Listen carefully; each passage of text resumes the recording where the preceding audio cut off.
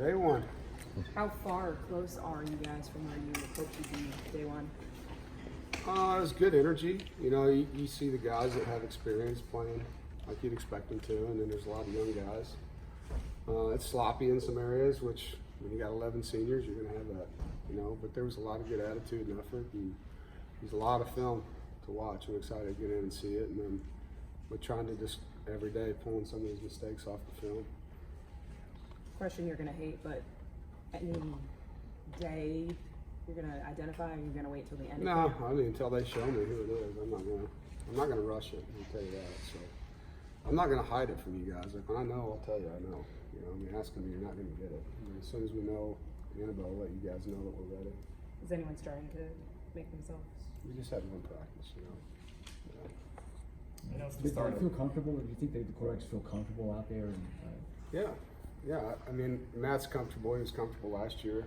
Bailey looked like he's made some strides since the spring. Devin, you know, same way he was. So we got lots of reps we got to get. You know, I mean, today was day one install against vanilla defense. So there's a long way to go. Skolthorpe in there with the first reps, guys. What are you seeing from him? And he has some big shoes to fill, obviously, at center. Yeah, and that's not set. You know, we're going to see who our best five are. You know, whether it's Joe at center or Joe at guard with Grant at center, that'll play itself out. You know, and Tyrone and McGirt, and how it all plays out, and how, you know, our health and everything else. But Joe's an experienced guy. He looked up to Garrett. I know if he ends up being our center, he'll take a lot of pride in that role, as will Grant if it's him. I know it's just the start of this season, but so many young guys. Is it kind of nice to see how this thing could come together in the next 2 to 3 years with all the young talent that you have? It is a youthful roster full of really good football players in those freshman, sophomore classes, and developing these guys. And like I told them last night, we need some 18-year-olds to play like they're 20 this year. And so we'll see where that goes. I thought Jordan Houston, this is the first time I've really seen him do anything since he's been here, because he wasn't here in the spring. He's a really gifted guy. And so there's going to be a lot of those guys that we look at early and rep and see what they can do. What's this time of year? Do you have to remind yourself that it is a process? Oh, yeah. Because you just went through this with those 2 previous classes where they needed some time to develop and get to the point where they were all ACC players and winning national awards.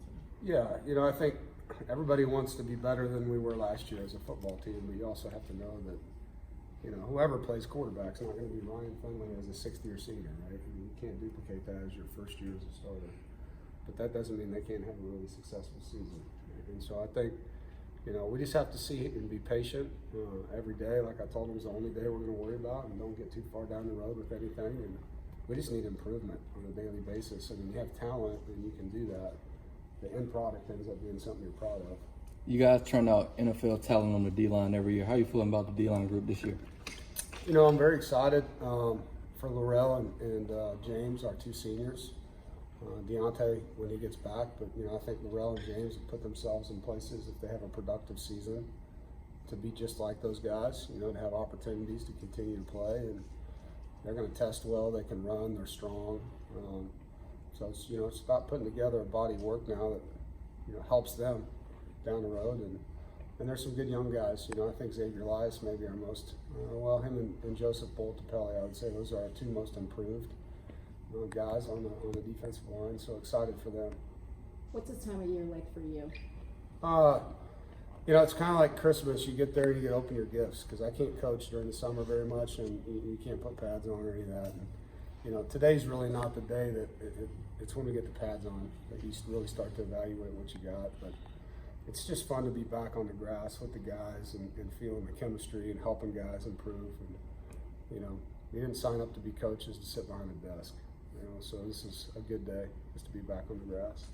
Maybe not from a content standpoint, but did you ever look longingly at what the Big Ten Network and ACC Network and SEC Network and how the financial differences with ACC about to start?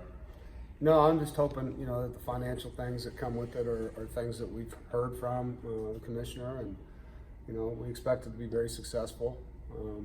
That influx of income should be really helpful, you know, for us facility-wise and some other things that we can do.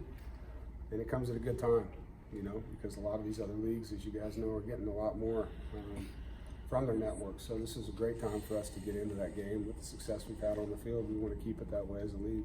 Have you ever thought about how you might be able to use it for recruiting purposes and Well, I mean, there's things tons like of that? things. I mean, our budgets, you know, there's a lot of restriction at times. So anytime you can increase, you know, your ability to fly a certain way or do certain things or change facilities, we've been really fortunate, you know, to have this indoor, to redo our training room, you know, through private gifts, and you know what Andy Albright did for our training room, and Jim King and Derek Close for this. But you know, all of a sudden you start getting $10 more million, and you can do some things without asking. That helps a lot.